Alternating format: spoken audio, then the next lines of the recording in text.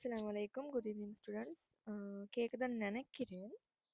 Last கிளாஸில் 12வது question வரைக்கும் நாங்கள் பார்த்த இன்றைக்கி 13லேருந்து ஒரு 17 18 வரைக்கும் பார்ப்போம். ஓகே, இப்போ 13வது கேள்வியை பார்த்தோம்னா, வானொலி அலைகளினதும் நீரின் மேற்பரப்பில் உருவாகும் அலைகளினதும் இயல்பினை சரியாக காட்டும் தெரிவு யாது?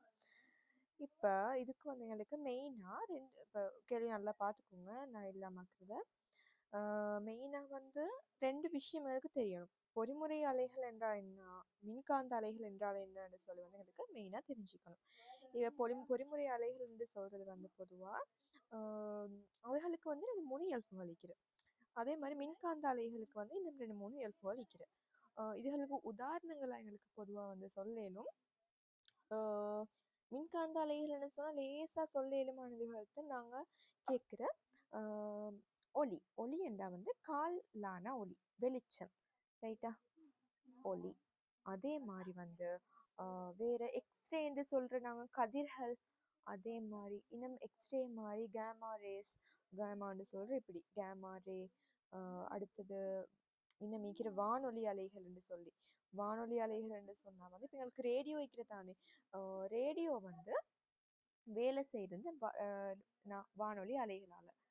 அது எப்படி என்றனாலே இந்த அப்படி வர ஃபோனுக்கு கவரேஜ் எல்லாம் வர்றது வந்து அந்த அளத்தான். இப்போ யோசிங்களே, இந்த மின்காந்த அலைகள் ஒளியை நாங்கள் மெயினான ஒரு உதாரணமாக எடுத்தால், ஒளி எதுலேருந்து எங்களுக்கு மிச்சம், அதாவது மெயினாக கிடைக்கிறது எதால? சூரியன் தானே. அந்த சூரியன் வந்து எங்கின இருக்குது? விண்வெளியில வெற்றிடம். விண்வெளின்னு சொல்ல ஒரு வெற்றிடம். அதுக்கு வந்து ஒரு ஊடகம் இல்லை. ஊடகம்னு சொல்றேன் எங்களுக்கு வளிமண்டலமோ நீரோ இல்லாட்டி வந்து வேற எதுவுமோ இல்லை. அது சும்மா வெற்றிடம். அது காத்தும் இல்லை. அப்ப அப்படி காத்தும் இல்லாட்டி அந்த ஒளி வந்து சூரியன்லேருந்து எப்படி பூமியை நோக்கி வந்தடைகிற. அப்ப அதுக்கு வந்து ஒரு ஊடகம் தேவையில்லை. மின்காந்த அலைகள்னு சொன்னா அதுகளுக்கு ஊடகம் தேவையில்லை. ஐசுறுத்தான் அது சூரியன்ல இருந்து அழகா பூமிக்கு வந்து சேருது. அதே மாதிரிதான் வானொலி அலைகளும். இப்ப எங்களுக்கு வந்து நிலாக்கு போன எப்பவுமே நிலாக்கு போன எங்களுக்கு வந்து இந்த அங்க கோல் எல்லாம் பேசலாம். அப்படின்னா கோல்ல எங்களுக்கு வாயால பேசலாம். இந்த கோல் பேசுனா சிக்னல் இல்லை, ஆனா வாக்கி டாக்கி என்று சொல்ற அது வந்து ஒரு வகையான வானொலி அலைகள் மாதிரியான ஒரு மின்காந்த அலைகளால் தான் வந்து அது தொழிற்படுற. அதை சுற்றி அவங்க வாக்கி டாக்கியால மட்டும்தான் பேசலும். அவங்களுக்கு வந்து வாயால டிரெக்டா பேசல. ஏன்னு சொன்னா அவங்க வாயால பேசுற ஒலி வந்து அது என்ன பாம்புலான ஒலி தானே. அந்த ஒலி வந்து பயணிக்கிறதுக்கு ஊடகம் தேவை. ஊடகம் தேவைன்ற அதுக்கு அர்த்தம் என்ன? அது டிரெக்டா போயிட்டு சேர்றது வந்து பொறிமுறை அலைகளுக்கான ஒரு உதாரணம் தான். அப்போ மின்காந்த அலைகள் இருந்தா அப்படி, பொறிமுறை அலைகள் என்று சொல்றது வந்து ஊடகம் தேவையான ஒரு ஒரு வகையான அலைகள். இதுல வந்து எங்களுக்கு மெயினா ரெண்டு பொறிமுறை அலைகள் வந்து ரெண்டு வகைப்படுத்தினா, அதுல எங்களுக்கு குறுக்கு அலையும் நெட்டாங்கு அலை என்று சொல்லி ரெண்டு வகை இருக்குது. என்னது குறுக்கு அலை, நெட்டாங்கு அலை? இதுல பேர்லயே இருக்கிறதானே குறுக்கு அலை என்று சொன்னா அது குறுக்கா போகுது. இப்ப வழியில எப்பவுமே இப்படி வலிக்குது, வலி போகுது. சரி, நாங்க வலி இப்படி வரையோமே, இது ஃபுல்லா வலி. இந்த வழியில நீங்க போயிட்டு பேசுறீங்க. இது உங்களோட வாய், இதுல இருந்து இப்படி பேசினா இதுல ஒலி போகும் தானே. அது இப்படித்தான் போறது காற்று. ஆனா உண்மைக்கும் வந்து அதுல வந்து துணிக்கைகள் எப்படி போறேன்னு சொன்னா நெருக்கமாக இப்படி நிறைய வழியில துணிக்கைகள் ஈக்கிறேன்னு சொன்னா இந்த ரெண்டு துணிக்கை இப்ப நாங்க ஜூம் பண்ணி எடுத்து பார்ப்போம். இப்படி ஒரு துணிக்கை ஈக்கிற, இப்படி ஒரு துணிக்கை ஈக்கிற. ஒரு இடத்துல இருந்து நாங்க பேசினா இன்னொரு இடத்துல இருக்கிற ஒரு மனுஷனுக்கு வந்து கேட்கணும்னு சொன்னா அந்த வழியில துணிக்கைகள் வந்து வழியில அசைஞ்சு அசைஞ்சு அசைஞ்சு அசைஞ்சு போயிட்டு இன்னொருத்தருட வந்து காதுல கேட்கணும். அப்படி கேட்குறேன்னு சொன்னா எப்படி அது வந்து பயணிக்கிற, இந்த வழியில வந்து எப்படி பயணிக்கிறேன்டா. ஃபர்ஸ்ட்டுக்கு இங்கிருந்து பேச போகலாம். இந்த காற்று இடத்துல இருந்து ஒரு மனுஷன் பேசினாருன்னு சொன்னா அந்த வழி துணிக்கை அந்த மனுஷன் பேசுற திசையை நோக்கி வந்து நகருது. அந்த பேசுற திசையை நோக்கி நகர்ந்து இன்னொரு வழி துணிக்கைக்கு பக்கத்துல வருது. அப்ப அந்த வழி துணிக்கை வந்து திரும்ப அடுத்த பக்கத்துக்கு நகருது. அதுக்கு பிறகு இன்னொரு வழி துணிக்கைக்கு பக்கத்துல போகுது. அப்படி அந்த கிட்டவாகி நெருக்கம் இப்படி வந்து ரெண்டு வழி துணிக்கை கிட்டவாகி அவர் திரும்ப தூரவாகுது. கிட்டவாக தூரவாகி அப்படித்தான் வந்து இன்னொரு மனிதன் செவிய போய்த்து அடையுது. அப்ப இதுக்கு நாங்க சொல்றது என்ன, நெட்டாங்கு அலை என்று சொன்னா அது போற துணிக்கையில இந்த இதை பாருங்க. அது இப்படி போகுது, இப்படி ரெண்டும் கிட்டவாகுது, திரும்ப ரெண்டும் விரியுது, திரும்ப கிட்டவாகுது, அதுக்கப்புறம் ரெண்டும் விரியுது. அப்ப கிட்டவாகி அந்த நெருங்கி நெருங்கி தானே தூரவாகுது. ஐசட்டு தான் அதுக்கு நெட்டாங்கு நெட்டாங்கு அச்சின் வழியே போறதால அதுக்கு நாங்க நெட்டாங்கு அலை என்று சொல்றோம். அதே மாதிரி குறுக்கு அலை என்று சொல்றதை எடுத்துன்னு சொன்னா குறுக்கு குறுக்குன்னா அர்த்தம் அவருடைய துணிக்கைகள் மேலுக்கும் கீழுக்குமா அசைஞ்சு போகுது. அப்ப மேலுக்கும் கீழுக்குமா அசைஞ்சு போறதுங்களுக்கு பொதுவா சொல்லிடுமான ஒரு ஃபேமஸான உதாரணம் தான் அதிர்வலைகள். அதிர்வலைகள் என்றா இப்ப பூமி அதிர்ச்சி எடுப்புமே. பூமி அதிர்ச்சியில இப்ப நிலங்கள் ஒன்று கொண்டு மோதி இல்லாட்டி ஒன்று கொண்டு அப்படி வழுக்கி புவி தட்டுகள் ஒன்று கொண்டுக்கு வழுக்கி அதுகள் அதிர்வு அலைகளை உருவாக்குது. அந்த அதிர்வு அலைகள் எப்படி போறேன்னு சொன்னா அது மேலுக்கும் கீழுக்குமான மாதிரி தான் அந்த ஒரு வகையான அலை வடிவமாகத்தான் போகுது. இப்ப இதுல உங்களுக்கு செயற்பாடு காட்டிக்கிற புக்ல இதுக்கு நாங்க இந்த சுருண்டு சுருண்டிக்கிற ஒரு விளையாடு சாமான் மாதிரி அதுக்கு நாங்க சயின்டிபிக் நேம் சொல்ற சிலிங்கின்னு சொல்லி. அப்ப அந்த சிலிங்கிய நாங்க ஒரு முனைய இங்க பாருங்க, ஒரு போர்ட்ல ஒரு முனையை இணைச்சி அடுத்த முனையை நாங்க கையால பிடிக்கிறோம். கையால பிடிச்சி மேசல இந்த பக்கமும் இந்த பக்கமும் ரெண்டு பக்கமுமா அசைக்க போக்கலோ அது எப்படி அசையும்னு இமேஜின் பண்ணி பாருங்க. இப்படி ஒரு அலை வடிவமான அசைவு தனைக்கும் இது எங்களுக்கு உதாரணமா காட்டிலும் குறுக்கு அலைகளுக்கு இல்லைங்கண்ணா. அப்ப குறுக்கு அலைகள் இந்த மாதிரி வடிவத்துல தான் போறேன்னு சொல்லி எங்களுக்கு உதாரணம் காட்டிடும். அதே மாதிரி நெட்டாங்கலைகளுக்கு உதாரணமாக ஒரு செயற்பாடு தந்திக்கிறேன்னா சிலிங்கி. இப்ப சிலிங்கியே தான் சிலிங்கியை இங்கால இன்னொரு போர்டுல மாதிரி அட்டாச் பண்ணிக்கிற அட்டாச் பண்ணாம மீக்கலும் அது பிரச்சனை இல்லை. இந்த இதுலன்னா அட்டாச் பண்ணணும், இல்லாட்டி இது வேற எங்க சரி போகுமே. ரெண்டாவது செயற்பாடுல அட்டாச் பண்ண தேவையில்லை, பொதுவா அட்டாச் பண்ணாலும் பரவாயில்ல. அப்ப இதை என்ன செய்யறேன்னா இப்ப கையால ஒருத்தவங்களை பிடிச்சிட்டு அந்த சிலிங்கிய கையால சிலிங்கிய பிடிச்சிட்டு அப்படியே தள்ளுற சின்ன ஒரு புஷ் கொடுக்க போக்குலோ அது என்ன செய்யும். ஃபர்ஸ்ட்டுக்கு முன்னுக்கிற சிலிங்கிட பக்கம் இந்த விலங்கு தானே நெருக்கப்பட்டிக்கிற அந்த நெருக்கப்பட்டிக்கிற மாதிரி இங்கின அது கொஞ்ச நேரத்துல இங்கால வரும், அதுக்கப்புறம் இப்படி வரும். அது எப்படின்னா ஃபர்ஸ்ட்டுக்கு விரிஞ்சிக்கும் நெருக்கப்பட்டிக்கும் விரிஞ்சிக்கும் நெருக்கப்பட்டிக்கும் அப்படி மாறி மாறி அந்த அலைகள் கடத்தப்படுது. அப்ப இந்த விலங்கு தானே அதுக்கு சொல்றாங்க நெருக்கம். அதே மாதிரி விரிஞ்சின்னு சொன்னா ஐதாக்கம்னு சொல்லி.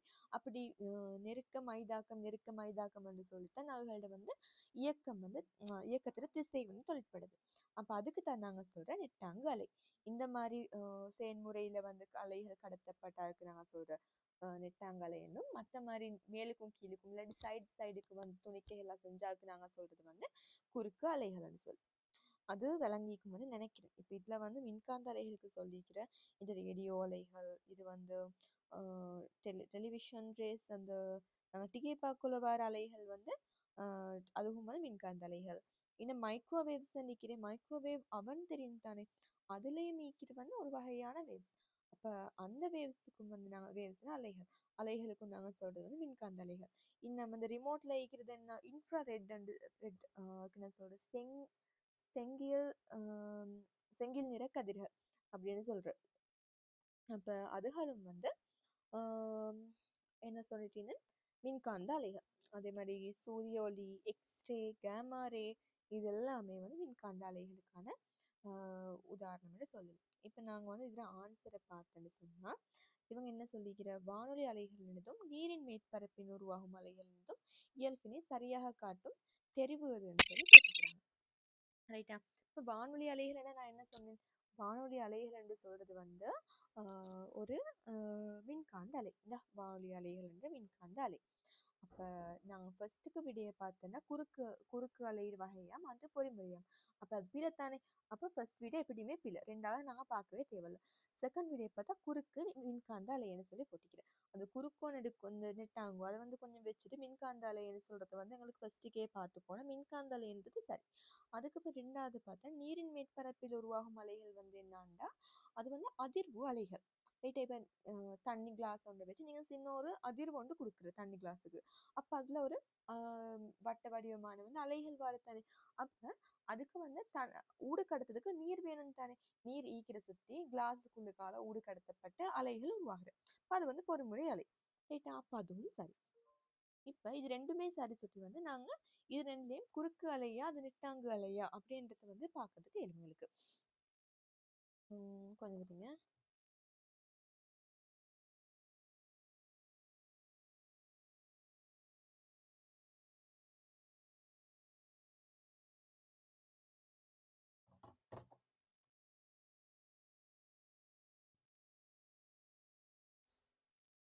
ஓகே. அதுக்கு பிறகு அதை அப்படியே வச்சுட்டு எங்களுக்கு ஃபர்ஸ்ட்டுக்கு நாங்கள் ஆன்சர் தேடுறதுக்கு இப்போ எங்களுக்கு லேசான மெத்தட் தானே வேணும். அப்போ நாங்கள் வந்து கஷ்டமான மெத்தடை வந்து ஃபர்ஸ்ட்டுக்கே பார்க்க போகாமல் எங்களுக்கு தேவையில்லாத விடைகள் எல்லாத்தையும் ஃபர்ஸ்ட்டுக்கு வெட்டி இட்டுட்டு அதுக்கு பிறகு வந்து லேசான வந்து என்ன லேசான வழி எப்படி காணுன்னு சொல்லி பார்க்கும். அப்புறம் வந்து நாங்கள் குறுக்கு அலையா நெட்டாங்கு அலையான்னு சொல்லி இப்பயே பார்க்க தேவையில்ல. மூணாவது வந்து விடையை பார்த்தேன்னு சொன்னா அதுல வந்து போட்டிக்குது வானொலி அலைகள் வந்து பொறிமுறை அலைகள். அப்ப பச்சைப்பில்லை. அப்ப அது வந்து மூணாவது விடையும் வரல. நாலாவது விடையில வந்து மின்காந்த அலை என்று சொல்லி வானொலி அலைகளை போட்டி அது சரி. அடுத்த விடையை பார்த்தேன்னு சொன்னா நீரின் மேற்பரப்பின் மேல் உருவாகும் அலையும் வந்து மின்காந்த அலை என்று சொல்லி தந்திக்கு அது பச்சைப்பில்லை. அப்படி பார்த்தேன்னு சொன்னா நாலாவது விடையும் வரல. அப்ப எங்களுக்கு வானொலி அலைகள் குறுக்கு அலையா இந்த நெட்டாங்கு அலை அப்படி பார்க்கவே தேவையில்ல. ரெண்டு மூணு அந்த ஈஸியான மெத்தட்ஸ் எங்களுக்கு வச்சுக்கொண்டு எனக்கு லேசாவே ஆன்சரை கண்டுபிடிக்க இயலும். அப்ப இதுல ரெண்டுமே சரியா வந்திக்கிறது வந்து ரெண்டாவது ஆன்சர் தானே. அப்ப ரெண்டாவது ஆன்சர் எங்களுக்கு லேசா அடிச்சுக்கொள்ள இயலும். அதுக்கு நாங்க இப்ப படிக்கிறதுக்கு பார்க்கணும் தானே. வானொலி அலைகள் வந்து என்ன அலைகள் என்று சொல்லி இந்த மின்காந்த அலைகள்ல என்ன வகை என்று. மின்காந்த அலைகள்ல வந்து வானொலி அலைகள் வந்து குறுக்கு அலை. இப்ப நீங்க பாருங்க இந்த கிராஃப்ல எப்படி அந்த அலைகளை வந்து அவங்க இந்த விவரிச்சு காட்டிக்கிறேன். இப்படி ஒரு வேவ் ஷேப்ல தானே. அது வந்து குறுக்கு அலைகளாகத்தான் பொதுவா இந்த வானொலி அலை இந்த மின்காந்த அலைகள்ல எல்லாமே மாதிரி குறுக்கு அலைகளாகத்தான் வந்து போகுது. ரைட்டா? ஏன்னா அதுக்கு வந்து பொதுவா ஊடகம் இல்லை தானே. ஊடகம் இல்லாட்டி வந்து அதுக்கு குறுக்கு அலைகளா போறது லேசி. ஏன்னா இப்போ ஊடகம் ஈக்க போக்களும் நெட்டாங்கலைகள் என்று சொல்றதுல அதுல என்ன துணிக்கை கிட்ட கிட்டவாகி ஐதாக்கம் நெருக்கமில்ல நடந்து அப்படி அப்படியே போகணும். அப்ப அதுக்கு என்ன சார் ஒரு துணிக்கை உண்டு ஈண்டாத்தான் லேசி. ஐ சுட்டி வந்து நெட்டாங்கலைகள் பொதுவா வந்து பொறுமுறை அலைகள் அதுல வந்து பார்க்கிறேன். மிச்சமே அந்த மின்காந்த அலைகள்ல நான் பொதுவா பார்க்க உதாரணம் இல்லாம குறுக்கு அலைகள் தான். அப்ப நீர் மேற்பரப்பின் உருவாகும் அந்த அலைகள் வந்து குறுக்கு அலை என்று சொல்லி பார்த்தேன்னு சொன்னா அதுல வந்து இருக்கிற வேவ்ஸ் தெரியும் தானே. இப்ப அதுல எப்படி அந்த சின்ன சின்ன வட்டம் வட்டம் வட்டமா தான் வரப்போகுது. அது நாங்க சைட்ல இருந்து பார்த்தா எப்படி கடல் அலைகளை கண்டுகிட்டனே அது இப்படி இப்படி இப்படி அந்த மேலுக்கும் கீழுக்குமான அசைவுல வந்து அதாவது என்ன சொல்ற அலை வடிவம்னு சொல்ற அந்த குறுக்கு அலை வடிவமாத்தானே அந்த வளைஞ்சு வளைஞ்சு போற ஒரு வகையான அலையாத்தான் வந்து அதிக போகுது. அது சொல்லி வந்து நீரின் மேற்பரப்பில் மேல் உருவாகும் அலை வந்து குறுக்கு அலை என்று சொல்லலாம். அப்ப அதெல்லாம் எங்களுக்கு போட்டு குழப்பி கொடுத்தே எங்களுக்கு லேசான காண்ற மெத்தட் வந்து தெரிஞ்சா டக்குன்னு விடியா அடிக்கலாம். அப்ப அது விளங்கினேன்னு நினைக்கிறேன். ஓகே தானே. டவுட் இருந்தா கேளுங்க. அடுத்து நாங்க போகும்போது 14வது கேள்விக்கு. இந்த 14வது கேள்விக்கு சொன்னா ஆன்சர் ஆல் கொடுத்திருக்கிற அது கொடுத்தன்னு எனக்கும் சரியா விளங்குறல்ல. ஆனா அதுக்கு விட வந்து இதை ஈக்கிற ஆல் கொடுத்திக்கிற இல்லாட்டி மூணாவது ஆன்சர்னு தந்திக்கிறேன். இப்ப இது வந்து எப்படின்னு சொன்னா கொஸ்டின் வாஸ்டா உருவில் உள்ளவாறு புள்ளி ஏல சுழலுமாறு இணைக்கப்பட்டுள்ள ஏபி என்னும் இலேசான கோடின் மீது அதன் முனை பியில் முடிச்சிடப்பட்ட இலேசான இழையினால் 15 நியூட்டன் விசை பிரயோகிக்கப்படுகின்றது. கோலின் மீது தொழிற்படும் விசை திருப்பம் எவ்வளவு என கேட்டுக்கிற விசை திருப்பம்.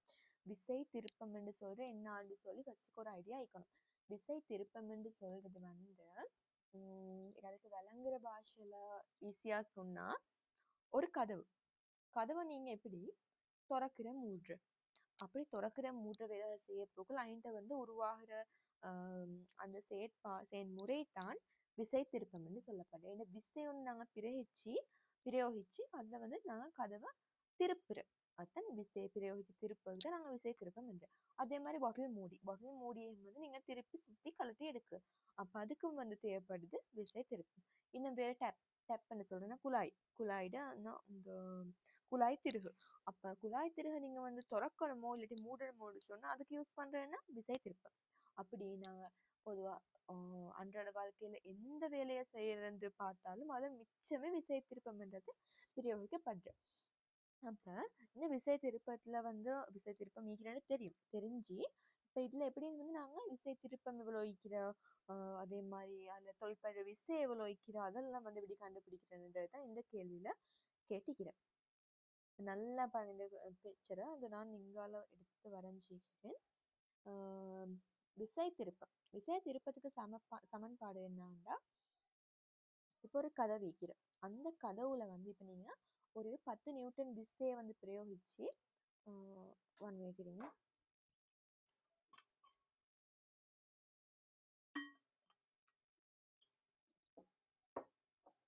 ஓகே, அப்போ ஒரு 10 நியூட்டன் விசையை பிரயோகிச்சு வந்து அந்த கதவை தள்ளுறேன். அப்ப இந்த கதவை தள்ளுறதுக்கு வந்து யூஸ் ஆகிற விசை என்ன? 10 நியூட்டன். அப்ப இந்த இன்னொரு வந்து அதுக்கு நான் சொல்ற கணியம், இன்னொரு கணியம் தேவை.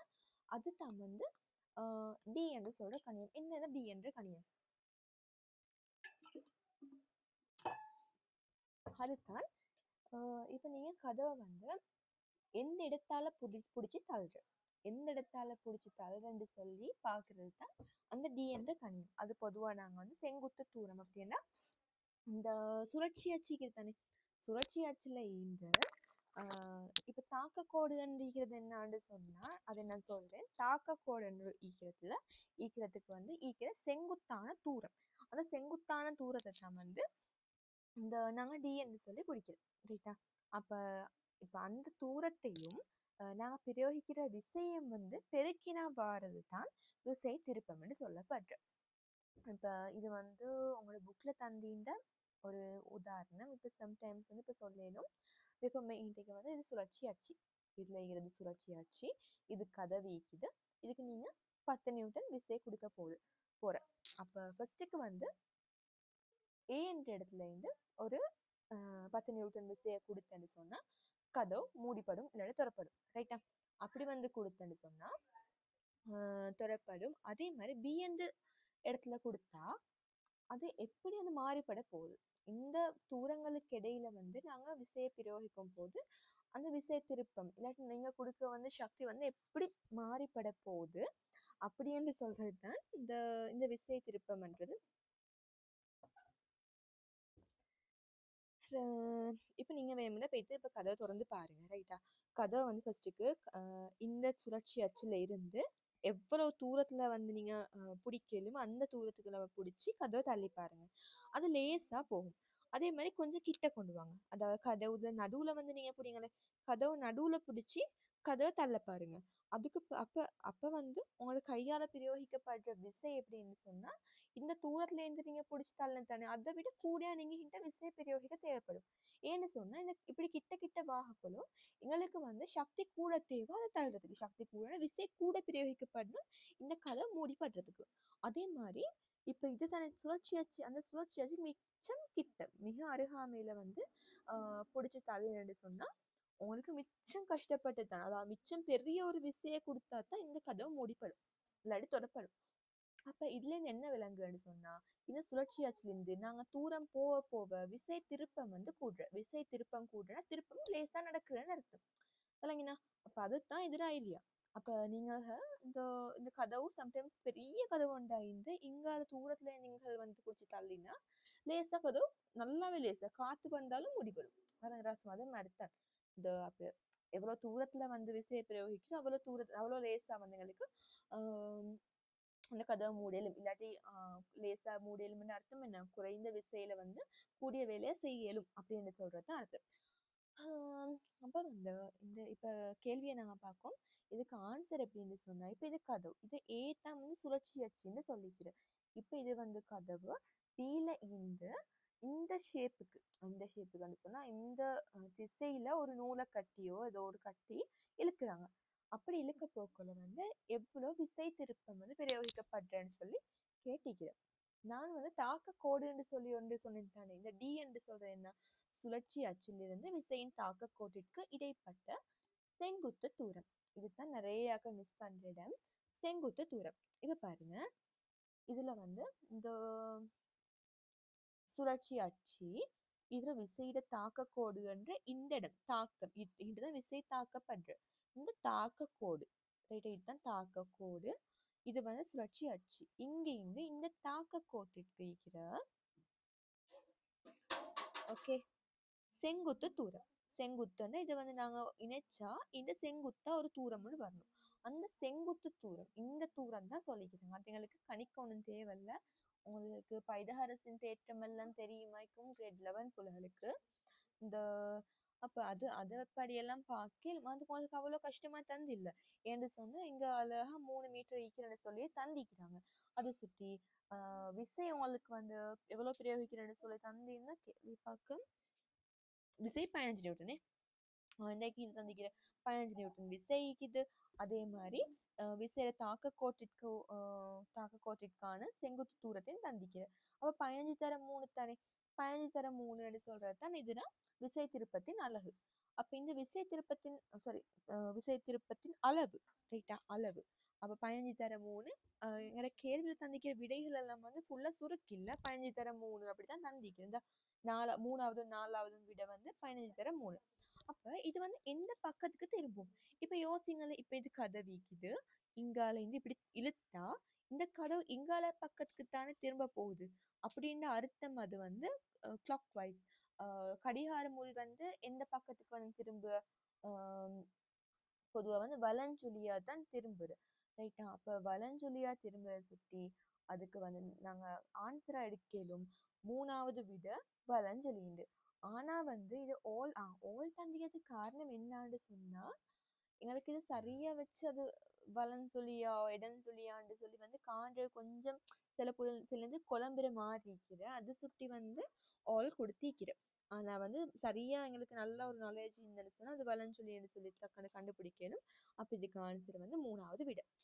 ஓகே, விளங்கினேன்னு நினைக்கிறேன். சரி, டவுட்ஸ் இருந்தா கேளுங்க. அடுத்தது வந்து 15வது கேள்வி. இதன் தான் நான் எந்த பாடத்துல இருந்தாங்க சரியா பார்த்து கொள்ளல. இத கேள்வி என்னன்னு சொன்னா, இப்ப XYZ ஆகியன ஆவர்த்தன அட்டவணை அடுத்து வரும் 3 மூலகங்கள் ஆவதோடு X ஆனது விழுமிய வாயு ஆகும். இதுதான் மெயின் பாயிண்ட். விழுமிய வாயு ஆகும். எனக்கு இது விழுமிய வாயு. விழுமிய வாயுன்னு ஆவர்த்தன அட்டவணை எல்லாருக்கும் தெரியும் தானே. உலகளுக்கு முதல் 20 மூலம் தானே இருக்கிற அந்த ஆவர்த்தன அட்டவணையில லாஸ்ட்டுக்கு ஒரு ரோ வரும் தானே, அதுகள் வந்து வாயுக்கள். பொதுவாவே அதுகள் எல்லாமே வாயுக்கள். அந்த வாயுக்களுக்கு நாங்க ஸ்பெஷலா சொல்ற ஒரு பேர் தான் விழுமிய வாயுக்கள். இந்த வாயுக்கள் என்ன செய்யறேன்னா, அது எதோடையும் தாக்கம் புரியல.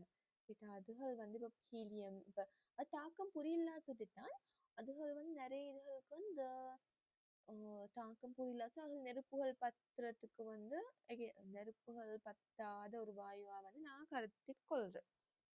அப்ப எனக்கு தாக்கம் புரியல அதை சுத்தி. அப்ப நாங்க லாஸ்ட் ரோ வந்து எக்ஸ் வந்து விழுமிய வாயுன்னு சொல்லிக்கிறேன். அப்ப எங்களுக்கு ஆவர்த்த அட்டவணையோட சும்மா ஒரு இமேஜினேஷன்ல இல்லாட்டி 7 மணி டக்குன்னு வரைஞ்சுக்கோங்க. 20 மூலம் தானே, அது லேசி தானே. அப்ப அதுல லாஸ்ட் வந்து XYZ சொன்னா அதுல லாஸ்ட் கேட்கிற ரோல தான் எக்ஸ் வந்து இங்க சரி வரப்போகுது. இங்க இல்லாட்டி இங்க வரப்போகுது. நான் அதை எழுதி கொள்றேன். எக்ஸ் எக்ஸ் எக்ஸ் இது ரெண்டுலேயும் ஒன்று வரப்போகுது. இப்போ சம்டைம்ஸ் ஃபர்ஸ்ட் ரோல வந்துச்சுன்னு இருப்போமே, ஃபர்ஸ்ட் ரோல வந்துன்னு சொன்னா அடுத்தது y இங்கால z வரப்போகுது. ரைட்டா, செகண்ட் ரோல வந்து என்ன இங்கால வந்தா இங்கால எக்ஸ்ன்னு சொன்னா இங்கால y இங்கால z. தேர்ட் ரோல வந்துன்னு சொன்னா இது y இது z ஆகுது. விளங்க தானே. அப்ப எப்படி வேணும்னாலும் வரையிலும். ஆனா இங்க அதெல்லாம் கண்டுபிடிக்க சொல்லி தந்தில்ல. இவன் கேட்டிருக்கிற இவற்றுள் Z அதன் சேர்வைகளில் பின்வரும் எந்த இனமாக காணப்படுவதற்கான சாத்தியக்கூறு அதிகமாக உள்ளது. உங்களுக்கு தெரியுமா, இந்த ரோல ஃபர்ஸ்ட் கேட்கிற ரோ தானே, இதுல ஈக்கிற ரோல வந்து நீங்க எழுதிக்கிற அந்த இலத்திரன்கள வந்து அந்த ஓடுகள்ல ஈக்கிற எத்தனை இலத்திரன்கள் அப்படி ஈக்கிற. ரைட்டா, அப்ப அந்த ஓடுகள்ல ஈக்கிற இலத்திரன்களை பார்த்தா இந்த ஃபர்ஸ்ட் கேட்கிற ரோல ஈக்கிற மூலகங்களோட கடைசி ஓட்டுல வந்து ஈக்கிற இலத்திரன் வந்து உண்டு. கடைசி இலத்திரன் அந்த ஓட்டுல இருக்கிற இலத்திரன்கள் வந்து ஒன்றுன்னு சொன்னா அந்த ஒரு இலத்திரனை அவங்களுக்கு இன்னொருத்தருக்கு கொடுக்க இயலும். அப்ப அவங்களுக்கு நாங்க +1 போடுறோம். ரெண்டாவது ரோல இருக்கிற ஆளுக்கு வந்து 2 இலத்திரன் நிக்கிற கடைசி ஓட்டுல. அப்ப அவங்களுக்கு வந்து நாங்க 2 இலத்திரனை வந்து கொடுக்க இயலும்னு சொல்றேன். அப்ப அவங்களுக்கு நாங்க +2 போடுறோம். மூணாவது ஆளுக்கு அதே மாதிரி 3 இலத்திரன் நிக்கிற 3 கொடுக்கலும் +3. நாலாவது இருக்கிற ஆட்கள் வந்து பொதுவா அவங்க குடுக்கறல்ல. அவங்க சும்மா பெரிய தாக்கல்ன்ற மாதிரி நினைச்சுக்கோங்க. நாலாவது பொதுவா கார்பன் அப்படி மாதிரி மூலகங்கள் தான் பொதுவா வாரது. அப்ப அவங்க அப்ப வந்து அவங்க இந்த அவங்க இலத்திரனை பொதுவா குடுக்கறல்ல. அப்ப அவங்க வந்து சேர்வைகள்ல ஈடுபடுற அப்படின்னா அயன் சேர்வைகள்ல ஈடுபடுறது மிச்சம் குறும். அயன் சேர்வைகள் பங்கிட்டு வலு சேர்வைகள் வந்து கிரேட் 11ல சிலபஸ் முடிச்ச பிள்ளைகளுக்கு தெரியும். கிரேட் 10 பிள்ளைகள் குழம்பு கொள்ள தேவையில்ல. இந்த அப்ப அவங்கெல்லாம் தேவையில்ல. எங்களுக்கு இந்த ஃபர்ஸ்ட் 2 ரோ மீந்தா வந்து போதும். இந்த ஃபர்ஸ்ட்டும் செகண்டும். அதே மாதிரி பின்னுக்கு இவங்க விழுமிய வாயுக்கள் தானே. அவங்களுக்கும் ஏற்றம் பொதுவா இருக்கிறல்ல. இந்த விழுமிய வாயுக்கள்னு சொன்னா அவங்க வந்து அவங்கள கணக்கெடுக்கிறல்ல மாதிரி. ரைட்டா? அப்ப அவங்க வந்து தாக்கம் புரியறல்ல. அப்ப அவங்க எந்த சேர்வையிலயும் பொதுவா பங்கு பற்றல்ல. அப்ப அவங்க இல்லாம இவங்கள்ட்ட வந்து இறுதி ஓட்டத்துல அடுத்த வந்து அது ஏன் காரணம் என்ன இவங்களோட இறுதி ஓட்டத்துல 8 இலத்திரன்கள் இருக்கிற அந்த 8 இலத்திரன்கள் வந்து பொதுவா யாருக்கும் கொடுக்கவும் இல்லை எங்காலையும் எடுக்கவும் இயல என்று அவங்களோட இலத்திரன் ஓடிக்கிறது தானே. அது வந்து இப்ப 11 பிள்ளைகள் நல்லவங்க இலத்திரன் ஓடு வந்து நிரம்பி இருக்கிறது. இந்த இலத்திரன் நோடு வந்து நிரம்பி இந்த அவங்களுக்கு எடுக்கவும் தேவையில்லை கொடுக்கவும் தேவையில்லை. அவங்களுக்கு போதுமான அளவு இலத்திரன்கள் இருக்கிற அது சரி அவங்க ஒரு தாக்கத்துல ஈடுபடுறோம் இல்லை. ஆனா இந்த 8க்கு 7 ஈக்கிற தானே. அவங்க 7 ஈக்கிற அப்படின்னு அவங்களுக்கு டோட்டலா 8 பேர். இந்த 8 பேர் அவங்களோட ஓட்டுல வச்சுக்கொள்ளலுமானதுக்கு 7 தான் ஈக்கிற. அப்ப இவங்க என்னத்த இவங்களுக்கு யோசிக்கிற எங்களுக்கு 7 பேர் தான் ஈக்கிற ஆனா 8 பேர் இந்த எங்களுக்கு கொஞ்சம் ஜொலியா ஈக்கலும் தானே அப்படின்னு நினைச்சு இன்னொருத்தர்கிட்ட ஆள் எடுக்க பாக்குற. இப்ப ஃபர்ஸ்ட் கேட்கிறாக்கள் என்ன செய்யற எங்களுக்கு கூட ஆயிக்கிறது தானே. எங்களுக்கு ஒண்டே லாஸ்ட் ஓட்டுல வந்து ஒண்டே எக்ஸ்ட்ரா ஆயிக்கல இல்லாட்டி 2 எக்ஸ்ட்ரா ஆயிக்கிட்டு அப்புறம் நாங்க இன்னும் யாராச்சும் கொடுத்துருவோம் அப்படின்னு சொல்லி அவங்க இலக்குன்னா இலக்கத்தான் பார்க்க. அப்ப அவங்களுக்கு எக்ஸ்ட்ரா ஆயிக்கிறேன்னு அர்த்தம். அதுதான் +2 +1 போட்டிக்கிறேன். இந்த பின்னுக்கு இந்த பார்த்தா யாரா கழிக்கிறது தானே. அவங்களுக்கு 7 சொன்னா அவங்களுக்கு குறவு. அவங்க பார்க்க 8 ஆயிக்கிறது மெதுவா. அப்ப அவங்க என்ன செய்யறா இன்னொருத்தர் வந்து தேடுற சுற்றி அவங்களுக்கு வந்து ஒன்று குறவுன்னு அர்த்தம். அப்ப அவசரத்தை அவங்களுக்கு மைனஸ் இந்த -1 -2 -3 அப்படி வந்து இந்த பின்னுக்கு இந்த மூணாவது 4வது வர்க்கத்துல வந்து போடுறேன். அப்ப நான் +1 இந்த +2 எல்லாம் போட்டிக்கு எனக்கு கண்டு விளங்கும். இப்ப நான் சொன்னேன் தானே இது எக்ஸ் வந்தா இது y இது z. இப்ப z இது மூலையும் எது வேணும்னாலும் வரையலாம் தானே. ஆனா இவங்க வந்து எந்த மூலகமான இவங்க கேட்டில்லை. இவங்க கேட்டிக்கிற அந்த மூலகத்துல ஏற்றம் என்னாண்டு அந்த ஏற்றம் தானே ஏன்னா +1 +2 போட்டிக்கிறது தானே. அந்த அதுகள் தான் அந்த ஏற்றம். இப்ப இங்க நினைக்கிறது z சொன்னா ரைட் இண்டிகிறது எப்பவுமே. அப்ப அவர் வந்து அவருடைய இறுதி ஓட்டுல வந்து இப்ப அவரது இறுதி ஓட்டுல ஈக்கும் 2 இலத்திரன்கள். அப்ப அதை வந்து 2 இலத்திரங்களை இழந்து அவரோட சேர்வையா மாறத்துக்கு ட்ரை பண்ற. அப்ப ஒரு சேர்வையை நாங்க வச்சு பார்த்தா அவருடைய அவருடைய வந்து அயனாக்கல் அயனாக்கம் அப்படின்னு சொல்ற அவங்களோட அயன்ட வந்து எண்ணிக்கை வந்து +2 ஆயிக்கும். அப்ப இதுல ஆன்சர் எங்களுக்கு ஈஸியா ஆயிக்குது. நான் கிராஃப் வந்து சொல்லி தந்த மெத்தட் கொஞ்சம் நினைவீங்கன்னு சொன்னா உங்களுக்கு லேசா அதை பார்த்து போடணும். அப்ப இதுக்கு ஆன்சர் வந்து Z2+. ரைட்டா? அப்ப 2வது ஆன்சர் அதுவும் விளங்கினு நினைக்கிறேன். அந்த கொஞ்சம் மனசு டவுட் எழுதிச்சு அந்த நான் கீழுக்கு பீரியோடிக் உண்மையான இந்த ஆவர்த்தன அட்டவணையும் அட்டாச் பண்ணிக்கிறேன். அதுல இருந்து கொஞ்சம் பார்த்துக்கொள்ள இயலும்.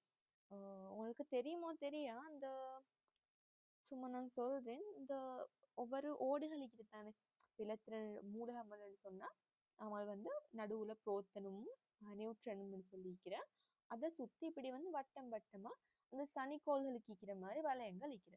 அதுல முதலாவது வளையம் ஒண்டிக்கிற அதுல எவ்வளவு வந்து நீங்க ட்ரை பண்ணாலும் அது 2 இலத்திரன் தான் ஈக்க இயலும். 2வது இலத்திரன்ல 2வது ஓட்டுல 8 இலத்திரனுக்கு ஈக்க இயலும். சரியா? 8 1 2 3 4 5 6 7 8 ஈக்கலும் 8 ஈக்கலும் 3வது 8 ஈக்கலும் அப்படின்னு ஈக்கிறாங்க. 3வது கட்டில பெருசா போதே இல்லை.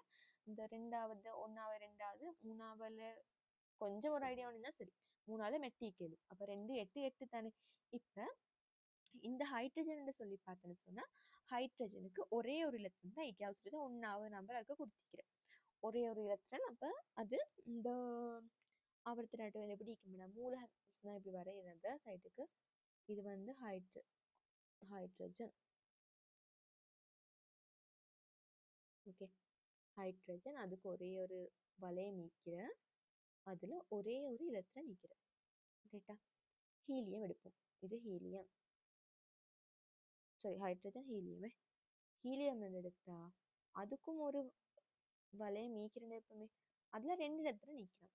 2 இலத்திரன் நீந்தது சொன்னா பாருங்க. நான் என்ன சொன்னேன் ஃபர்ஸ்ட் வளையத்துல வந்து எவ்வளோ தடமாறி பார்த்தாலும் எங்களுக்கு 2 இலத்திரன் தான் போட இயலும். அப்ப இவங்கள்ட்ட வந்து இலத்திரனை பாருங்க, இவங்களோட வந்து ஓட்டை பாருங்க. இவங்களுக்கு இந்த ஒவ்வொரு வளையத்துக்கும் நாங்க சொல்ற ஓடு உண்டு. அந்த ஓட்டுல வந்து ஃபுல்லா 2 இலத்திரன் நிறைஞ்சிக்கிறோம். அது சுட்டு தான் இது வந்து விழுமிய வாயுவா நாங்க கருத்தில் கொள்றோம். விளங்கினா? அப்ப ஃபுல்லா நிரம்பிண்டா லாஸ்டோடு வந்து ஃபுல்லா நிரம்பிண்டா அதுக்கு நாங்க சொல்ற விழுமிய வாயுன்னு சொல்லி. அதுக்கு பிறகு வந்து மூணாவது இடத்த லித்தியம்.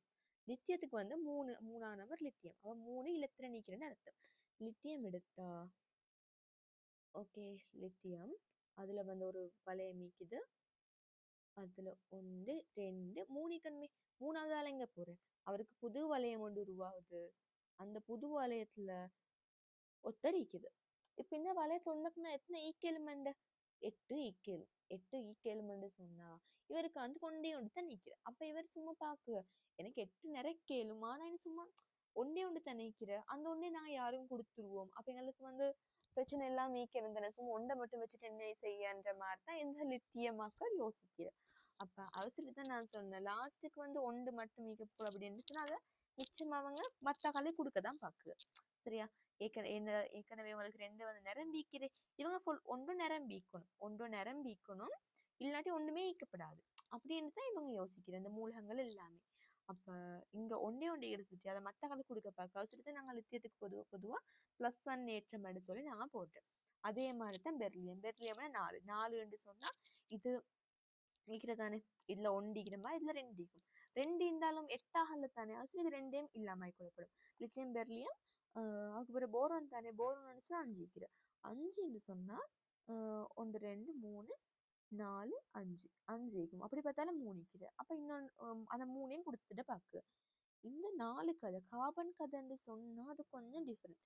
அவங்க இப்ப 4 இப்ப 4 வந்து அவங்க கார்பனுக்கு 4 இலத்திரன் இப்ப இவங்க வந்து இவங்களுக்கு 4 எடுக்கவும் இயலும். 8 ஆகிறதுக்கு 4 எடுக்கவும் இயலும். இல்லாட்டி இப்போ 8 ஈக்கணும் இல்லாட்டி ஒண்ணுமே ஈக்கப்படாது. அப்படித்தானே இவங்க யோசிக்கிற. அப்ப இவங்களுக்கு 4 ஈக்கிற. அப்ப 4 இன்னொருத்தர்கிட்ட கேட்டு வாங்கலும் இல்லாட்டி இவங்க ஈக்கிற 4 கொடுத்துடணும்.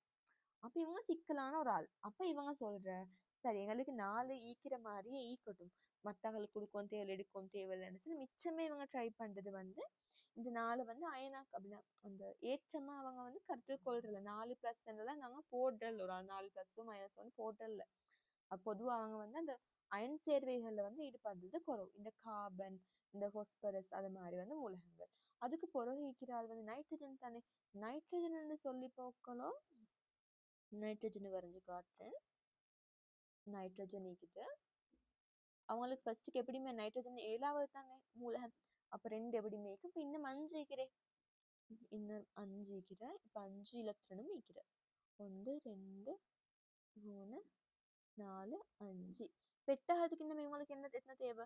5 எட்டாவதுக்கு 3 தான் தேவை. அப்ப இன்னொருத்தர்கிட்ட போய் கொஞ்சம் எனக்கு தாங்களே 3 இலத்திரன் தாங்களேன்னு இந்த 3 இலத்திரன் இப்ப போரோன் மாதிரி இல்லாட்டி சிலிக்கன் மாதிரி 3 இலத்திரன் கொடுக்கறதுக்கு ரெடி ஆகிக்கிற ஆள்கிட்ட வந்து கேட்டு எடுப்பாங்க. அப்படி கேட்டு எடுக்கிற அந்நேரத்துக்கு இவங்களுக்கு 8 வந்து ஃபில் ஆகிறது தானே. இப்ப 5 லாஸ்ட்டுக்கு போல இன்னும் 3 கேட்டா 8 ஆகிடுச்சு. அப்ப அவங்க ஃபுல்ஃபில்லான ஒரு ஆள். ஐசோட்டு வந்து இந்த ஃபுல்ஃபில் ஆகி அவங்களும் ஒரு அந்த உறுதியான ஒரு சேர்வையா வந்து மாறுது. அதுதான் விளங்கினா. அப்ப அவங்க கேட்டு எடுக்க சுற்றி அவங்களுக்கு உண்மைக்கும் குறைபாடு தானே. குறைபாடு சுற்றி அவங்களுக்கு -3 போடுறோம். அவங்களுக்கு குறைவா இக்கிற அப்படின்னதுக்கு அவங்களுக்கு கொடுக்கலுமென்று காட்டுறதுக்கு அந்த -3 போடுறேன். அது விலங்கு எடுத்துக்கொண்டுன்னு நினைக்கிறேன். விலங்காதாக்கள் இருந்தா அந்த எனக்கு மெசேஜ் போடுங்க.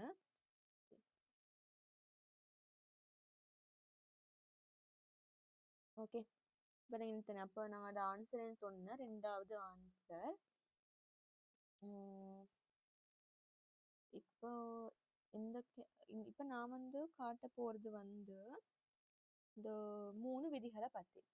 இது வந்து கிரேட் 11 பிள்ளைகளுக்கு நல்லா விளங்கும். அதுவும் 13வது யூனிட்ல இருக்கிற சுட்டி லாஸ்ட் பாடம் ஒழுங்கு நல்லா படிச்சுக்கிற பிள்ளைங்க நல்லா விளங்கும். இல்லாட்டி பிரச்சனை இல்லை. இந்த நான் கொஞ்சம் லேசா மாதிரி தான் விளங்கப்படுத்துவேன். அந்த பாடத்துல என்னது ஓட்ட விண்ணியலா என்னமோ இன்ச்சு எனக்கு மறந்துட்டு பாடத்துல தலைப்பு டாபிக். ஆனால் 13வது யூனிட் இந்த கொஞ்சம் பார்த்துக்கோங்க. அதுல வந்து உங்களுக்கு 3 விதி வந்து முக்கியமா சொல்லியிருந்தேன். மெக்ஸ்வெல்லின் தக்கை திருகு விதி என்று உண்டு, ஃப்ளெமிங்கின் வலக்கை விதி, ஃப்ளெமிங்கின் இடக்கை விதி, ஆம்பியரின் வலக்கை விதி, அப்படி 3 விதி மெயினா சொல்லியிருந்தேன். அப்ப இந்த இந்த வலக்கை விதி இடக்கை விதி என்று 2 பேரோட இருக்கிற ஆம்பியர் என்று சொன்னாதான் வலக்கை, இந்த ஃப்ளெமிங் தான் இடக்கை. அப்படி வந்து அந்த இடக்கையும் வலக்கையும் மாற்றி அடிக்கப்படாது. ஏன்னு சொன்னா அது நிறைய அந்த குழப்பு கேட்க இடம் தான். இப்ப இந்த விட கேள்வியை பாருங்க. 16வது கேள்வி என்னன்னா, மின்காந்தவியல்பு மின்காந்த தூண்டல் ஆகியன தொடர்பாக 4 விதிகள் கீழே தரப்பட்டுள்ளன. மெக்ஸ்வெல்லின் தக்கை திருகு விதி, வலக்கை விதி, ஃப்ளெமிங்கின் இடக்கை விதி, ஃப்ளெமிங்கின் வலக்கை விதி. ரைட்டா? அப்ப இதுல வந்து ஃப்ளெமிங்கின் வலக்கை விதின்னு ஒன்று, அது வந்து இந்த இப்ப உங்களுக்கு அதுல தந்து இல்ல, உங்களுக்கு தந்திக்கு ஃப்ளெமிங்கின் இடக்கை விதி. ரைட்டா? இதுல வந்து மின்னோட்டம் செல்லும் கடத்தியை சுற்றி, மின்னோட்டம் ஒரு கடத்தில வந்து சென்று கொண்டிருக்குது. மின்னோட்டம் தெரியுமே, கரண்ட். கரண்ட் வந்து ஒரு கடத்தில வந்து கடத்தின்னா ஒரு கம்பி, கம்பி இல்லாட்டி ஏதாவது ஒரு கடத்தி கம்பி மாதிரி வயர் உண்டு. அப்ப அதுல வந்து சென்று கொண்டிருக்க போக்களும் இந்த கடத்திய வந்து சுத்தி சுத்தி எங்களுக்கு ஒரு காந்த புலம் வந்து உருவாக. காந்த புலம் என்று சொன்னா தெரியும் தானே, காந்தத்திட வந்து இது மாதிரி தான் அந்த நான் சொல்ற காந்த சக்தி மாதிரி தான் காந்த புலம் வந்து உருவாகுது. அந்த காந்த புலம் எந்த திசையில உருவாகுது அப்படின்னு சொல்லி வந்து இந்த இப்ப 3-4 இந்த விதிகள் தந்திகள் தானே, அதுகள் என்ன எழுதி கண்டுபிடிக்க இயலும். அப்படி கண்டுபிடிக்க ஏழுமான விதிகளை இந்த சரியா வந்து ஜோடியா தந்திக்கிற எதுலன்னு சொல்லித்தான் கேட்டிருக்கிற இந்த கேள்வி. இப்ப மேக்ஸ்வெல்லின் தக்கை திருகு விதி நாங்க ஃபர்ஸ்ட்டுக்கு பார்ப்போம். ரைட்டா? ஒவ்வொன்றையும் பார்த்துட்டு அதுக்கப்புறம் அதுல இருந்து என்னத்தை கண்டுபிடிக்கணும்னு நாங்க யோசிக்கணும். இப்ப மேக்ஸ்வெல்லின் தக்கை திருகு விதி என்று சொன்னா அதுல வந்து தக்கை திருகு அப்படின்னு நினைப்பீங்க. நிறைய படங்கள்ல பார்த்திருக்கும். அந்த சாராய பாட்டில் அந்த அப்படின்னு சொல்ற ஃபாரின் சரக்கு என்று சொல்ற சரியா? அப்ப அதுல வந்து ஒரு மாதிரி தக்கை வந்து அவங்க திருகி வச்சிருப்பாங்க. இப்படித்தானே இந்த சாரா பாட்டில் இருக்கிற வைன் பாட்டில் அதுல வரைஞ்சு காட்டுறேன். இப்படி தக்கையை திருகி இருக்கிற இந்த தக்கையை வந்து லேஸ்ல கையால வந்து கலட்ட கஷ்டம். அப்ப அது கண்டு சொல்லி இப்படி ஒரு இந்த காக் ஸ்க்ரூ அப்படின்னா தக்கை திருகுன்னு சொல்லி ஒரு பலகையால செஞ்சு இப்படி சுத்தி சுத்தி ஆணி கழட்டுறது ஆணி ஒன்று மாதிரி செஞ்சு வச்சுக்கிறது. இது என்ன செய்வாங்கன்னா ஃபர்ஸ்ட்டுக்கு நான் தக்கைக்கு குத்துற இந்த தக்கைக்கு குத்தி அதை திருப்பு மாதிரி திருப்பி திருப்பி திருப்பி எடுக்கிற. அப்படி திருப்ப போக்கலோ அது வந்து இந்த கலண்டு வரும் இந்த தக்கை. அப்ப இதுக்குத்தான் தக்கை திருகு. நாங்க இப்ப தக்கை எப்படி திருகுறோம் அதே மாதிரி திருகத்தை யோசிப்பாங்க. டெப்பை யோசிங்களே. டெப்பை இருக்கிற துறக்குறல்ல டெப்பை வந்து திரும்ப மூடுற. டெப்பை மூடினா நாங்க ஒரு சைட்டுக்கு வந்து திருப்புவதானே. டெப்பை வந்து பொதுவா எப்படி அந்த எந்த சைட்டுக்கு எனக்கு சொல்ல நீங்க கையால செஞ்சு பாருங்க. டெப்பை திறந்து பாருங்க, அது பிரச்சனையே இல்லை. அப்ப அப்படி வந்து டெப்பை வந்து நாங்க துறக்கு இந்த லாக் பண்றேன், அதாவது சரி மூடுற வந்து பக்கத்துக்கு நாங்க திருப்பினா அந்த டெப் வந்து கீழே போகும் தானே. டெப் மூடுற பக்கத்துக்கு திருப்பினா டெப் வந்து அந்த நல்லா அவதானிக்கிற புள்ளைகள் அவதானிச்சுப்பாங்க. அந்த நாங்க டெப்பை திறந்தா அது மேலுக்கு வாரு. டெப்பை டெப்பை மூடினா கீழுக்கு போற அந்த திருகு துண்டு. அப்ப அதை வச்சுதான் இவங்க இந்த தக்கை திருகு விதி என்று சொல்ற நெக்ஸெல்ன்ற ஒருத்தர் நீக்கிற இந்த ஒரு விஞ்ஞானி அவர் வந்து உருவாக்கின விதி தான் இந்த தக்கை திருகு விதி. இவர் என்னத்த சொல்றாருன்னு சொன்னா, இப்ப நாங்க தக்கைய இல்லாட்டினா டெப்பை திருக போக்குள்ளோ அதை மூடுற சைடுக்கு மாதிரி நாங்க சுத்தி நினைப்போமே. மூடுற சைடுக்கு சுத்தி என்ன ஆகுது, கீழுக்கு தானே வாரு. அப்ப நான் மூடுற சைடுக்கு மாதிரி சுத்தி பார்க்கலும், நல்லா சும்மா இமேஜினேஷன்ல பார்க்கலும். மூடுற சைடுக்கு சுத்தினா அது கீழுக்கு தான் வரும். கீழுக்கு வந்தேன்டா அர்த்தம் என்னன்னா மூடுற சைடுக்கு நாங்க சுத்துற சைடு தானே, திருப்புற சைடு வந்து அந்த சைட்ல தான் வந்து இந்த மேக்னெட்டிக் இந்த காந்த புலம் வேலை செய்து நாங்க இப்ப இந்த கீழுக்கு தானே போகுது. தக்கை திருகு வந்து கீழுக்கு போகுது. இந்த கீழுக்கு போற இல்லை டப் வந்து கீழுக்கு போகுதுன்னு சொன்னா இந்த கீழுக்கு போற திசையில கரண்ட் போகுது.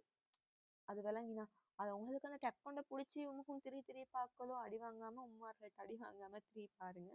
இந்த திரி பார்க்கல கொஞ்சம் அந்த ஐடியா வந்து வரும். என்ன சொன்னா அது கீழுக்கு போற கீழ் பக்கத்தை பார்த்தீங்க அந்த அது இருக்கிறதுக்கு ஒரு பொட்டில மூடியே சரி ஓகே. அது இருக்கிறதுக்கு மாதிரி நீங்க இதாக்கி அது கீழே தானே போகும். கீழே போறேன்னு சொன்னா கரண்ட் கீழே போறேன்னு அர்த்தம். அது நீங்க எந்த பக்கத்துக்கு சுத்தி கீழே அனுப்புறோ அந்த பக்கத்துக்கு வந்து காந்த புலம் வந்து போறேன்னு அர்த்தம்.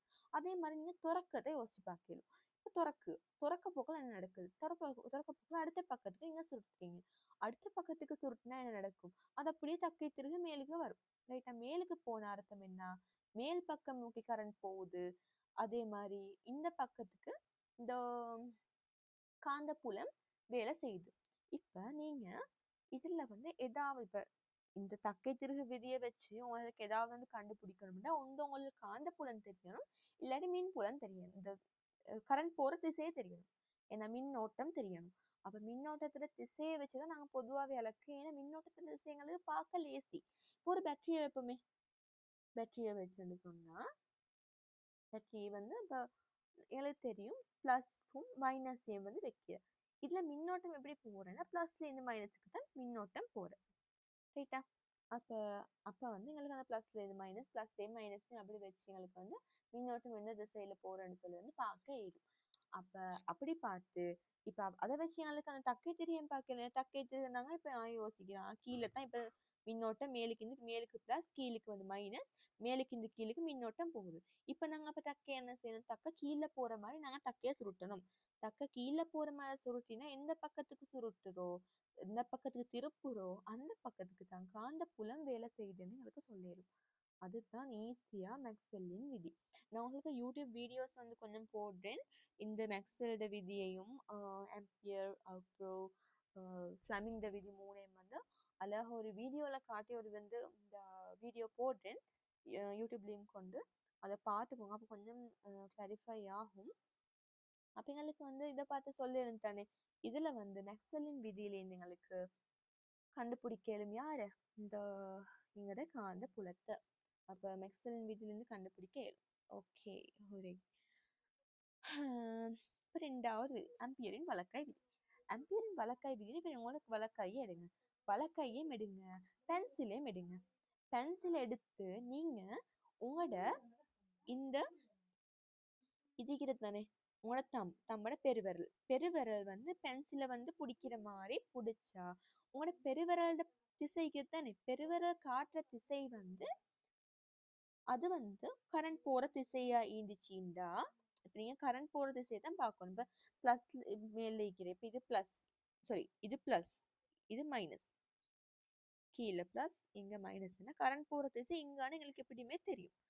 கரண்ட் போற திசை தெரியுமாண்டா நீங்க கரண்ட் போற திசையில வந்து கையை வந்து ஒரு உங்களோட பெருவிரலை வச்சு கொண்டிருக்கிற மாதிரி இமேஜினேஷன் பண்ணி இல்லாட்டி கையை வச்சு பாருங்க. கம்பினா கரண்ட் பட்டா தெரியா ஸோ வயரண்டா வச்சு பார்க்கலும். அப்ப அப்படி வந்து போறேன்னு சொன்னா பெருவிரலோட திசைக்கு தான் இப்ப கரண்ட் போகுது. அப்ப பெருவிரலை தவிர மத்த 4 விரலும் தானே அது ஒரு திசையை இப்படி சுத்தி பிடிச்சிட்டு இருக்கிறது தானே. உங்களோட பென்சிலையோ இல்லாட்டி கரண்ட் கம்பியோ சுத்தி பிடிச்சிட்டு இருக்கிறது தானே. அப்ப அதுல திசையை யோசிச்சு பாருங்க. அந்த திசையில தான் காந்த புலம் வந்து வேலை செய்யுது. இப்ப யோசிக்கலும் இந்த கம்பியை வந்து நாங்க இப்படி மேலுக்கு மாத்தி வச்சுக்கிறோம். இப்ப கரண்ட் போறது மேலுக்கு கீழுக்கு கரண்ட் போறது கீழே. அப்ப நீங்க என்ன செய்யணும்? வலது கையை தான் எடுக்கணும். வலது கை அப்படி எடுத்து நீங்கள் இப்ப வைக்க போற அடுத்த பக்கத்துக்கு இங்கால விரல் சித்திரம்னா வரைஞ்சதுக்கு வரல. இப்படித்தான் வருது. ஓகே. இப்ப இந்த வந்து விரல் கீழுக்கு தான் இப்ப வைக்கும். இந்த தம் வந்து இங்க வைக்கிற மாதிரி எடுத்து இப்படித்தான் உங்களோட 4 விரலும் வரும். ஓகே. இங்கால வந்து பெருவிரல் வரும், இங்கால மத்த 4 விரலும் வரும். ஓகே. இந்த 4 விரலும் இப்படி வரும், அங்கால போற மாதிரி சுத்தி நிக்கிற மாதிரி. இது கை விளங்கினா. அப்ப இங்கால கரண்ட் போறேன்டா இப்ப விரல் வந்து சுத்திக்கிற எந்த பக்கம் இந்த இப்படி பக்கம் தானே. அப்ப இப்படி ஷேப்புக்கு தான் போக போகுது கரண்ட் கம்பியை சுத்தி. அப்ப அதை வந்து உங்களுக்கு கையால செஞ்சு பார்க்க வரும். நான் அதை வந்து உங்களுக்கு அதுல வீடியோ அனுப்புறேன் விலங்கு. அப்ப அதைத்தான் அது வலக்கையை வச்சுட்டு தான் செய்யணும். அப்ப அதுக்கு தான் நாங்க சொல்றேன் ஆம்பியரின் வலக்கை விதி. அப்ப அதுலயும் வந்து எங்களுக்கு கரண்ட் போற திசை தெரிஞ்சுக்கணுமே. கரண்ட் போற திசை தெரிஞ்சிக்குது இந்த மேக்னெட்டிக் ஃபீல்டு இந்த காந்த புலத்தை வந்து கண்டுபிடிக்க இயலும். அப்ப இதுவும் வந்து அம்பியரின் வலக்கை விதி மேலுக்கு யூஸ் ஆகுது தானே காந்த புலத்தை கண்டுபிடிக்க. ஆஹ் அடுத்தது வந்து ஃப்ளெமிங்கின் இடக்கை விதி. இந்த இடக்காய் விதி என்று சொன்னா இந்த இடக்காய் விதியில எங்களுக்கு வந்து கட்டாயம் தெரிஞ்சிக்க வேண்டிய வேலை ஒன்று தான் இந்த காந்த புலம். இப்ப நீங்க காந்த புலம்ன்றது பொதுவா நார்த்ல இருந்து சவுத், நார்த்ன்னு சொன்னா வடக்குல இருந்து கிழக்குக்கு தான் காந்த புலம் போகுது. நாங்க பூமி எடுத்தா உங்களுக்கு அந்த சின்ன பிள்ளை சொல்லுவாங்க தெரியும். இந்த பூமியில காந்தம் ஒன்று பெருசா ஈக்கிறண்டு அதுல வந்து பூமியில ஈக்கிற வட துருவம் தென் துருவம் ஈக்கிற தானே. ஆர்டிக் சொல்லிக்கிற மாதிரி வடத்துருவம் தென் துருவம் ஈக்கிறே. மேலுக்கு எப்ப மேலுக்கு வந்து வடத்துருவம் கீழுக்கு வந்து தென் துருவம். இந்த வடத்துருவத்துல இருந்து தென் துருவத்துக்கு வந்து ஒரு வகையான காந்த புலம் வந்து எப்பயுமே வேலை செஞ்சுட்டு தான் ஈக்கிற. இப்படி காந்த புலம் வேலை செஞ்சுட்டு ஈக்கிறதால தான் வந்து நீங்க திசை காட்டி தான் திசை காட்டி அந்த திசை பார்க்கறது. அந்த திசை காட்டிய வந்து நீங்க இந்த யூஸ் பண்றது இந்த பூமியில இருக்கிற காந்த புலத்துல உதவியோட விளங்குறா. அப்ப இந்த காந்த புலம் நீக்கிற மாதிரி அப்ப இது வந்து நார்த்ல வடக்குல இருந்து கிழக்கு தானே, சாரி தெற்குக்கு தானே போகும். அப்ப இப்ப எங்களுக்கு இந்த ஃப்ளெமிங்க வந்து இடக்கை விதி வந்து நாங்க யூஸ் பண்ற எப்படின்னா ரெண்டு காந்தம் வச்சுக்கிறேன். நான் இப்படி வரைகிறேன். ரெண்டு காந்தம் வச்சுக்கிறேன். இது வந்து வட துருவம் காந்தத்துல வடமுனை. வடமுனைவா வட துருவமா என்னமோ அந்த என்னன்ற சைட் வட துருவம் வடமுனை வைக்கும். இது தென்முனை. எஸ் ரைட்டா. அப்ப எங்களுக்கு நல்லா தெரியும் வடக்குல இருந்து கிழக்குக்கு தான் காந்தத்துல இந்த காந்த புலம் போக போகுது. காந்த புலம் போக போகுது. இப்ப வந்து எங்களுக்கு இந்த கரண்ட் போறது வந்து தெரியும். சரியா, கரண்ட்டும் இப்ப எங்களுக்கு தெரியும் பிளஸ்ல இருந்து மைனஸ்க்கு போகுது. இப்ப இதுக்குள்ளுக்கால கரண்ட் வந்து மேலுக்கு இருந்து கீழுக்கு போகுது. கரண்ட் மேலுக்கு இருந்து இப்ப பிளஸ்ல இருந்து மைனஸ்க்கு போகுது. இப்ப இது ரெண்டும் எனக்கு தெரியும். ரெண்டும் தெரிய அப்புறம் மூணாவது ஒரு விஷயம் ஒன்றிக்கிற விசை. சரியா, மின் விசை என்று சொல்லி ஒன்றிக்கிற இந்த காந்தம் ஒன்று உள்ளுக்கால நாங்க கரண்ட் அனுப்ப போக்கலோ அதுக்குள்ளுக்கு இன்னொரு விசை ஒன்று உருவாகுது, மின் விசை ஒன்று உருவாகுது. ரைட்டா. அப்ப வந்து அந்த விசையால வந்து அதுவும் சும்மா காந்த மாதிரி தான் தொழிற்படுற. ஆஹ் அப்ப அந்த விசைய வந்து கண்டுபிடிக்கிறது தான் இந்த ஃப்ளெமிங்கின் இடக்கை விதின்னு சொல்றேன். இந்த கையை பாருங்க, இந்த எக்ஸாம்பிள் தந்திக்க கையை பாருங்க. இதுல உங்களோட இண்டெக்ஸ் ஃபிங்கருக்கு என்ன சொல்றேன், இந்த ஆள்காட்டி விரல் தானே. இப்ப நீங்க இதே மாதிரி ஒன்று மூணு பக்கத்துக்கு இதை மேலுக்கிக்கிற மாதிரி இதை தைக்கிற மாதிரியும் இதை அந்த அதுக்கு செங்குத்தா மடிச்சும் வச்சிருந்தா நடுவரல மடிச்சும் வச்சிருந்தா உங்களுக்கு ஒரு மாதிரி டிஃபரெண்டான ஷேப் ஒன்று இந்த அழகான ஷேப் ஒன்று கிடைக்கிற ஒவ்வொன்றுக்கு செங்குத்தா. அப்ப அதுல வந்து ஆள்காட்டி விரல் எதை வந்து குறிக்கிறது சொன்னா இந்த காந்த புலத்தை. சரியா, காந்த புலம். அதே மாதிரி நடுவரல் குறிக்கிறது வந்து யாரு எங்களை வந்து கரண்ட் போற திசை. நடுவரல் கரண்ட் போற திசை. அப்புறம் வந்து இது ஆள்காட்டி விரல் வந்து குறிக்கிறது வந்து காந்த புலத்துல திசை. அப்ப எங்களுக்கு சும்மாவே சொல்லும் இந்த பெருவிரல் வந்து போற திசை வந்து என்னாண்டா இந்த கரண்ட் கம்பில தொழிற்படுற மின் விசையில திசைன்னு சொல்லிடும். அதுக்குதான் இந்த ஃப்ளெமிங் விதி வந்து தந்திக்கிறேன். இந்த ஃப்ளெமிங் விதியில வந்து 3 கூறுகள் வாரு. அது மறக்காம அந்த 3 கூறுகளையும் அந்த ஆள்காட்டி விரலையும் நடுவிரலையும் மாத்திக்கொள்ளாம நீங்கள் வந்து அழகா கொஞ்சம் நினைவு வச்சுக்கொண்டீங்கன்னா செஞ்சு பார்க்கல விளங்கும் அது. அப்ப செஞ்சு பார்க்க இந்த உங்களுக்கு புக்ல தந்திக்கிற கொஞ்சம் ப்ராக்டிஸ் கொஷின்ஸ் தந்திக்கிற அதை செஞ்சு பார்த்தாலும் விளங்கும்.